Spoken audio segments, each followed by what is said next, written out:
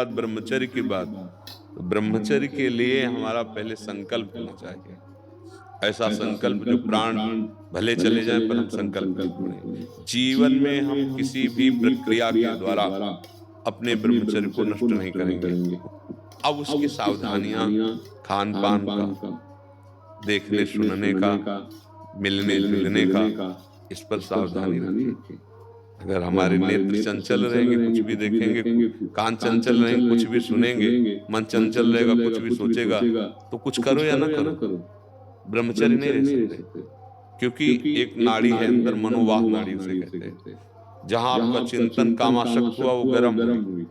तो जैसे मंथन करके दूध से घी अपने आप निकल लिया जाता है, उसमें समाया हुआ है। ऐसे कहीं पूरे शरीर में ब्रह्मचर्य की कोई थैली थोड़ी, जैसे पित्त की थैली, ऐसे ऐसे नहीं, पूरे रक्त में वो समाहित है। वो मनोवाह नाड़ी समझो मथानी, जी ही आपका गलत चिंतन हुआ, वो गर्म हुई और अपनी प्रक्रिया शुरू कर दी।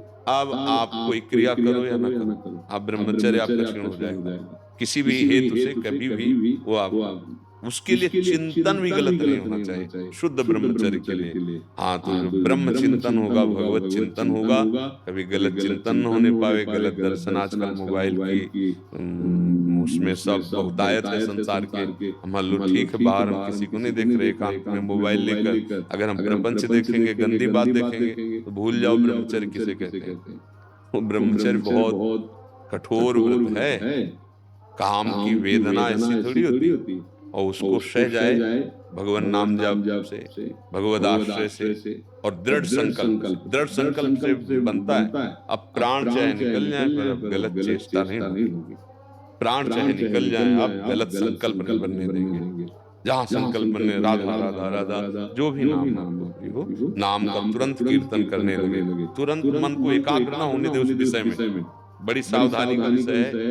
जहां मन एकाग्र हुआ, आप तन्मय हुए, फिर आप नहीं बच सकते, वो संकल्प बना लेगा। तभी कहते बहुत कसम खाई लेकिन निर्वाह नहीं कर पा रहे। और कुसंग, प्रगट में कुसंग, बहुत सावधानी। ब्रह्मचर्य महान व्रत है।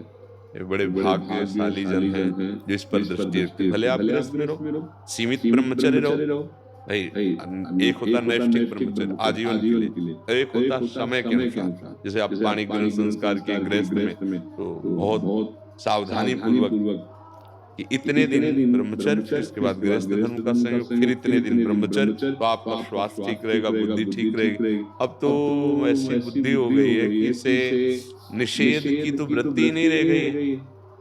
बस इस लग रहा है भोग सामग्री इकट्ठित कर लो और मनमानी भोगो। ये तो पशुओं को भी प्राप्त है। अगर ये सुख है तो दुर्लभ मानुष देव क्यों कहा गया, फिर बड़े भाग मानुष तन पावा, ये इसके लिए। ब्रह्मचर्य एक ऐसी शक्ति है जो बड़ी से बड़ी विपत्ति और दुख में भी वो आपका मित्र बना है। एक उत्साह, एक गंभीरता, एक तेज, जो तो वे परास्त नहीं कर सकता, कोई भी काल भी परास्त नहीं कर सकता। समुझ आए शरण ते डरत ना काल डर। अब वो तो भले शरीर आपका बहुत मोटा हो, आत्मबल नहीं होगा। वो आत्म भले ऐसा शरीर हो लेकिन आत्मबल वो सबसे बड़ा महाबल है। तो आत्मबल आता है सदाचरण से, सच्चिंतन से, ब्रह्मचर्य से। अच्छे आचरण करो, अच्छा सात्विक भोजन करो और प्रभु का आश्रय लेकर नाम जप करो। और संकल्प ले, नैष्ठिक ब्रह्मचारी का संकल्प काम करता है। आजीवन ब्रह्मचर्य रहेंगे, प्राण भले चले जाएं, कभी हम कोई क्रिया, बस उस पर ध्यान रखें तो अपने आप बचाव पक्ष जागृत हो जाता है। जैसा गुरुजन आदेश करते हैं वैसे इस मार्ग में चला जाता है। प्रभु के मंदिर के सिवा ऐसा नहीं किया जाता था पूर्व में। यह चाल बस इतनी थी कि एक दो हाथ जमीन दिखाई दे और भिक्षा भी ऐसे ही लिया जाता। कभी कोई दोस्त नहीं बना, कोई किसी से मित्रता नहीं, किसी से शत्रुता नहीं, कोई अपना नहीं, कोई पराया नहीं। अब एक प्रभु जैसी सेवा दी, जब तक भगवत भाव ना हो तब तक बहुत बचने की जरूरत है। भगवत भाव हो जाए तो कोई भ्रष्ट नहीं कर सकता। क्योंकि जैसे देवताओं के मंगल के लिए भगवान ने समुद्र मंथन कराया था, जब अमृत कलश निकला तो दैत्य अपहरण कर लिए। भगवान ने देवताओं से कहा चिंता मत करो, मैं अभी लाता हूं। और भगवान देखते देखते मोहिनी रूप बन गए। अब देवता सब जानते थे कि श्री भगवान है, इसलिए एक भी मोहित नहीं हुआ। और दैत्य ये जानते नहीं थे कि भगवान है, तो सब मोहित हो गए और अपने आप अमृत का कलश हाथ में दे दिया। अगर हम सब में भगवत भाव जान जाए तो कोई मोहित नहीं कर सकता, यहाँ से लेके ब्रह्मलोक तक। जब भगवान का मोहिनी रूप देवताओं को नहीं मोहित कर पाया, केवल इस बात के लिए कि मेरे भगवान जान गए। ऐसे ही शास्त्र और भगवान स्वयं कह रहे हैं, मैं सबके हृदय देश में विराजमान हूं। अगर हृदयस्थ भगवान का दर्शन है तो कोई आपको, अभी हमारी दृष्टि वो नहीं है। अभी दृष्टि है स्त्री पुरुष अच्छा बुरा, तो हमें अपनी दृष्टि बचानी, हमारे कान बचने चाहिए। अगर गंदी बातें सुनेंगे, गंदे लोगों का संग करेंगे, गंदा आहार करेंगे, तो ब्रह्मचर्य सवाल ही नहीं उठता। ब्रह्मचर्य के लिए बिल्कुल जैसे साधना में तपस्वी अपनी तपस्या को सुरक्षित रखता है, ऐसे ब्रह्मचर्य महान तप है। ब्रह्मचर्य एक महान व्रत है और बड़ी भगवान की कृपा है जो आप नैष्ठिक ब्रह्मचर्य धारण करना चाहते हैं। तो आप कई बजे जगते?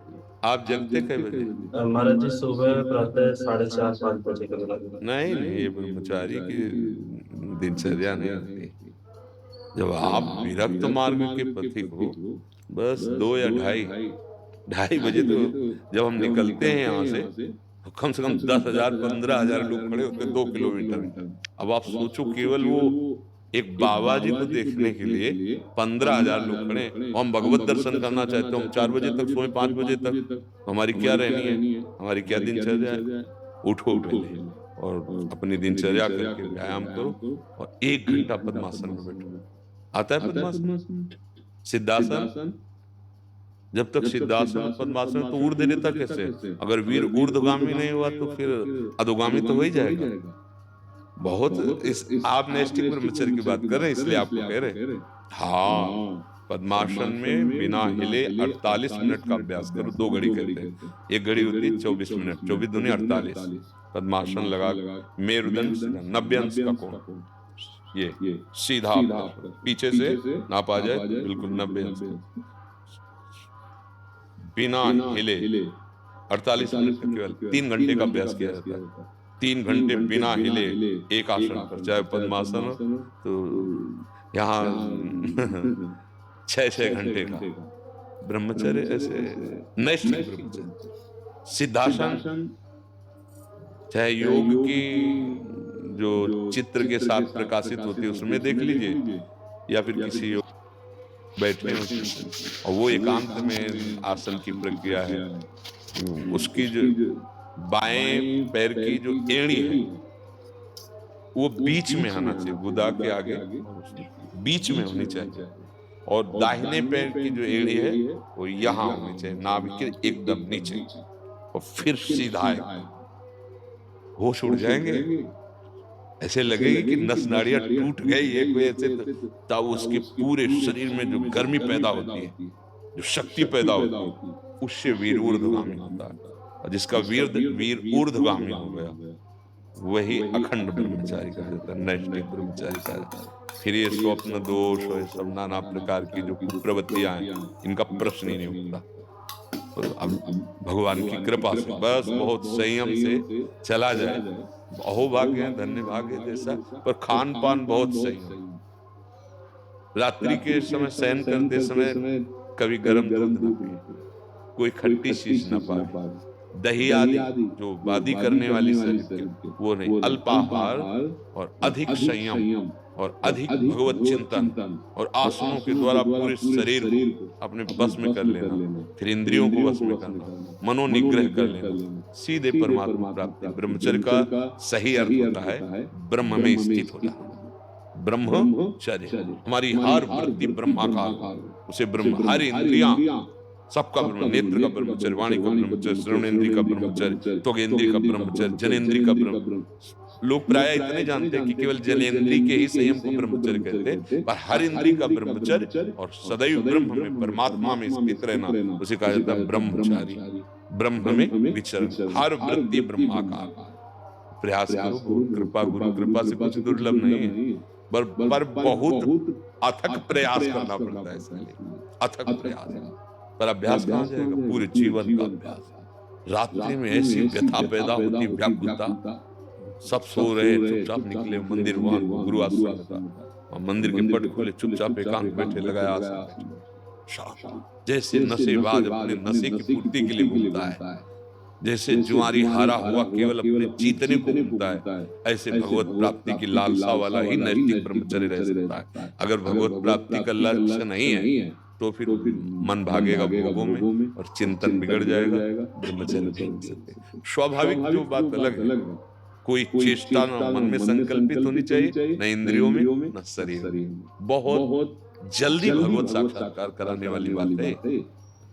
विषय में लगी हुई वृत्ति को जब तक हटाया नहीं जाता तब तक किन वृत्तियों से हम भगवान का चिंतन करें। इसलिए हम जैसे गृहस्थ धर्म में है, कोई थोड़ा नाम जप कर लो, लेकिन जो कर्तव्य कर्म करते हो उसे भगवान को समर्पित कर दो। किसी प्रकार से आपका संबंध भगवान से हो जाए तो आपका कल्याण हो जाएगा। लेकिन बैरागी के लिए किसी प्रकार से मतलब नहीं, निवृत्ति मार्ग के पथि को तो बलात् अपनी इंद्रिय और मन को जीत करके परमात्मा में स्थित करो। ये कर्तव्य है तुम्हारा, उनका कर्तव्य है जितना बन जाए नाम जप करो और अपनी गृहस्थी के कार्य करते हुए उन सबको भगवान को समर्पित कर दो, वही बात हो जाएगी। क्योंकि गृहस्थ धर्म में बहुत सी अन्य चिंताएं, अन्य कार्य, अन्य उनके बहुत से धन कमाना है, परिवार का पोषण करना, बच्चों को पढ़ाना है, सयान बच्चों का ब्याह करना, लेकिन विरक्त को एक ही उद्देश्य, भगवत प्राप्ति। बस